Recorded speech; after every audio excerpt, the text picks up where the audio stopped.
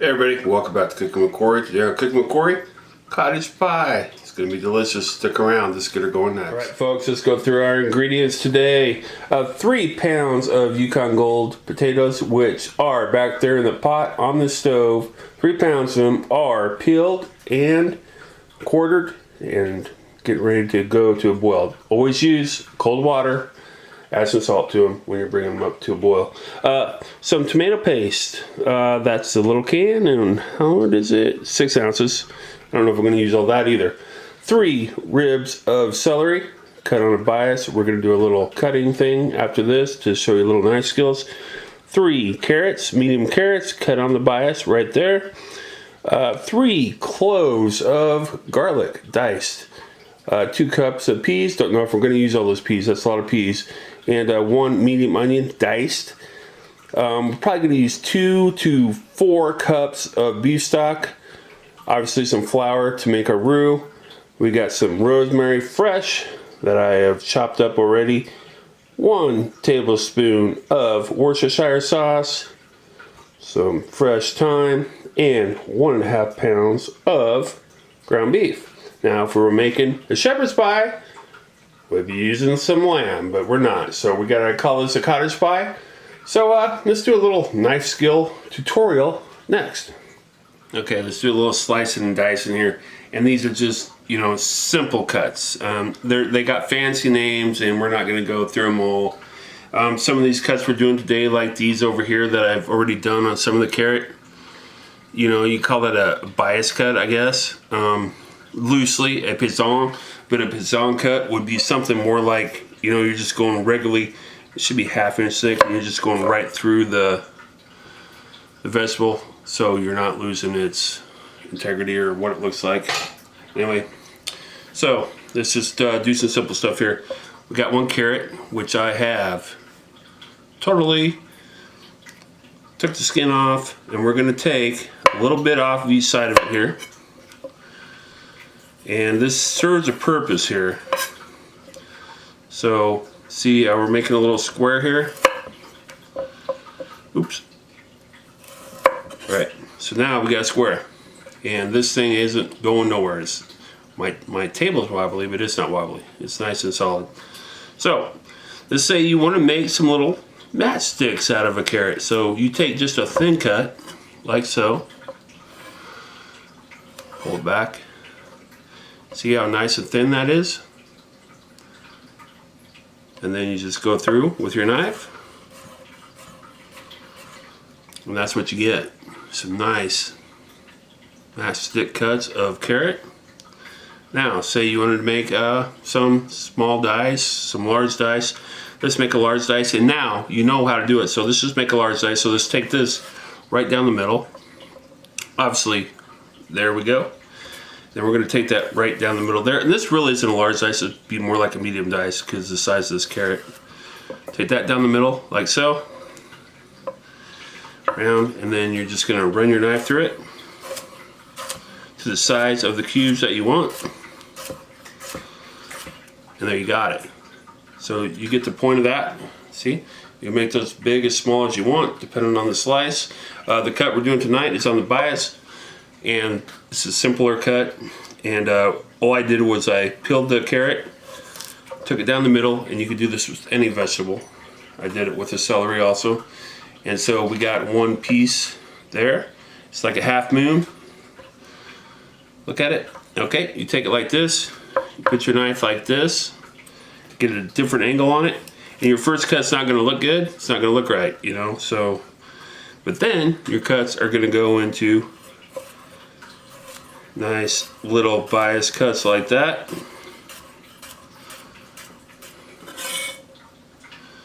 And that's what you end up with. So, this little tutorial here, we got our bias cuts. We got our medium dice.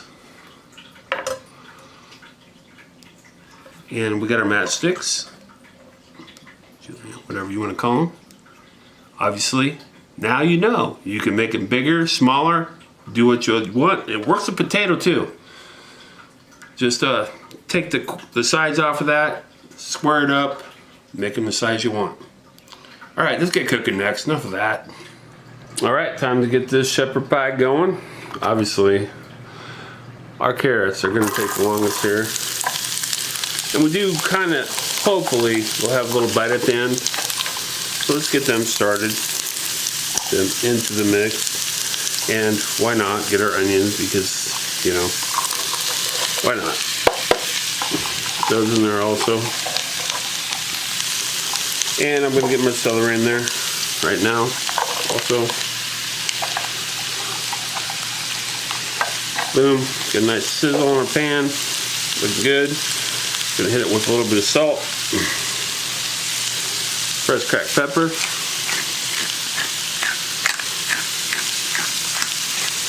give it a little stir around or a flip. Hey, what about a flipperoo?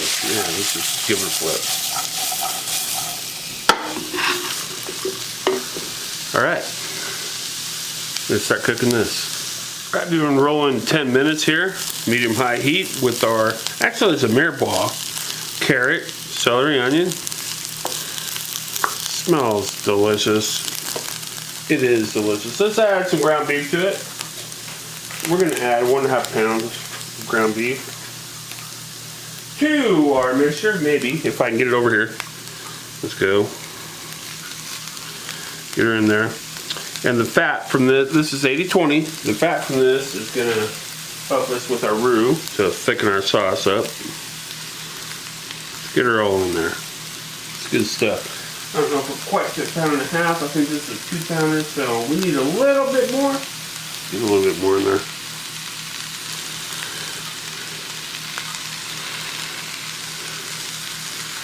That's probably 1.5 pounds. We're getting pretty gosh darn close. So, salt, pepper. Add another layer. We need to add another layer of seasoning. Boom. Goes like this. At this point in time, I will add the 3 cloves of garlic that I chopped up. We will add the rosemary that I chopped up, fresh. You can use dried. If you use dried, use a 1/2 teaspoon. Or excuse me, 1/2 tablespoon. Our thyme. I do not like dealing with thyme. I do not like dealing with the leaves, so I always throw them in whole. And I will pull out the sticks when we're ready to make the sauce, because that's the way I roll. And go ahead and add our Worcestershire sauce to the mix. There we go.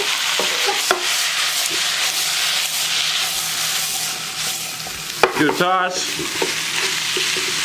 That ground beef broken down and brown, and we'll be back. Our Yukon Gold potatoes are done.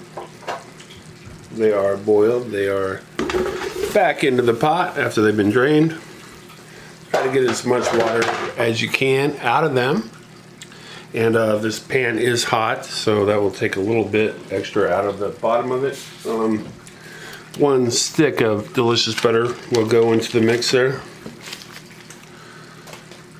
This is the leftover smoked cheddar that I had in a video. Gosh, that's a Blackstone video like a month ago. Anyway, this is it. It's good stuff. I did it by hand, so that will go into the mix. Heavy whipping cream. Got some right here. Use milk if you want. I do got milk by the side if I need it. We'll give that a little hit of that. And I will, right now, I'm going to hit this with a little bit of cracked pepper.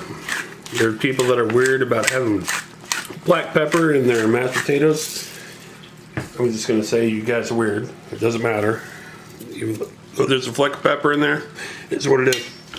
Mash away, like so.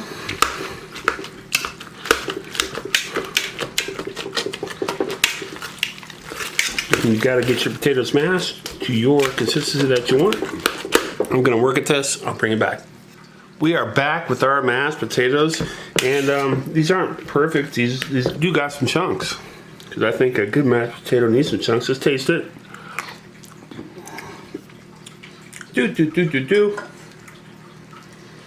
Actually good, real good. Just with the flavorings we added to it already. That'll be good. And there it is. Yukon Gold mash that will go on top of our delicious cottage pie that we're doing here. All right, let's finish the cottage pie. Let's get this on and let's go. All right, we're back. Our potatoes are done. Let's get these thyme sprigs out of here because we don't need those anymore. They are done.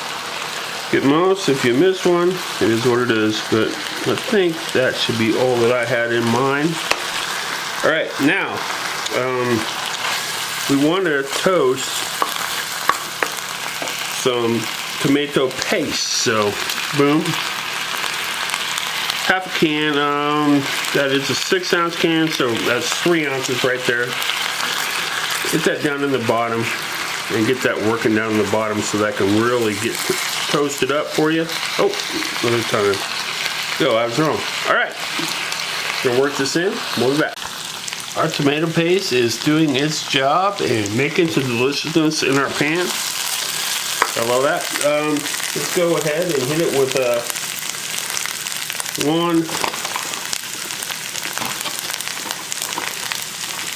2 heavy tablespoons of flour. We'll get that going around in there. We're going to cook that out for a couple minutes and we'll be back. It's been a couple minutes now, folks, and this is looking good and tasting good. I did taste it. Let's go ahead and add our peas. Pack it, screw it. 2 cups of peas, I'll put them in there, whatever. 2 cups of beef stock.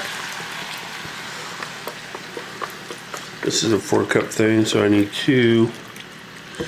And we're probably pretty close there.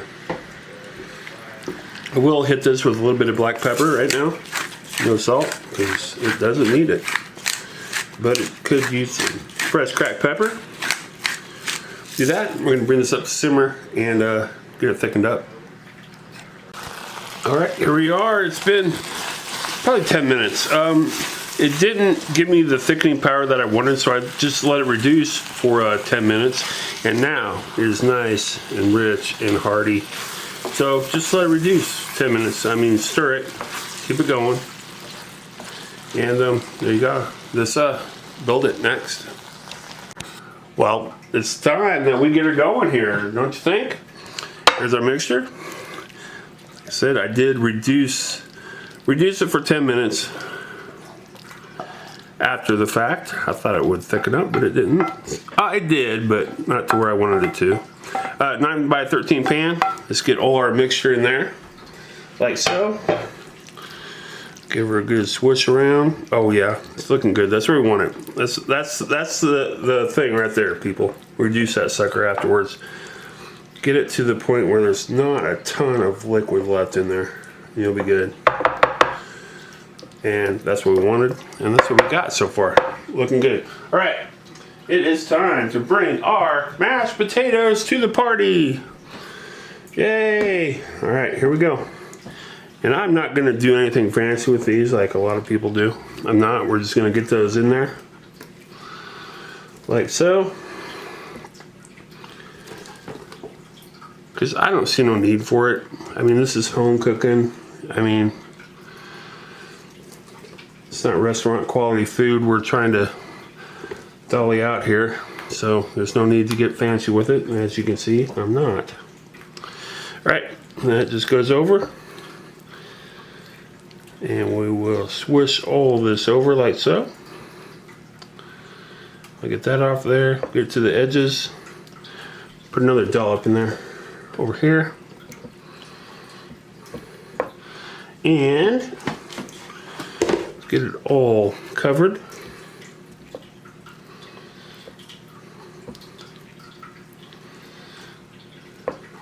All right, I'll finish it up. We'll get it in the oven for 15 minutes at 425. We'll pull her out. We are out of the oven. Look at this deliciousness. 20 minutes at 400, and then 1 minute and 30 seconds under the broiler. And this is what you get. All right, let's plate this up next. Okay, this plate our shepherd's pie. Excuse me, our cottage pie. We're not using lamb, we are using ground beef. So I got it over here, and here it is. Oh, looking so good.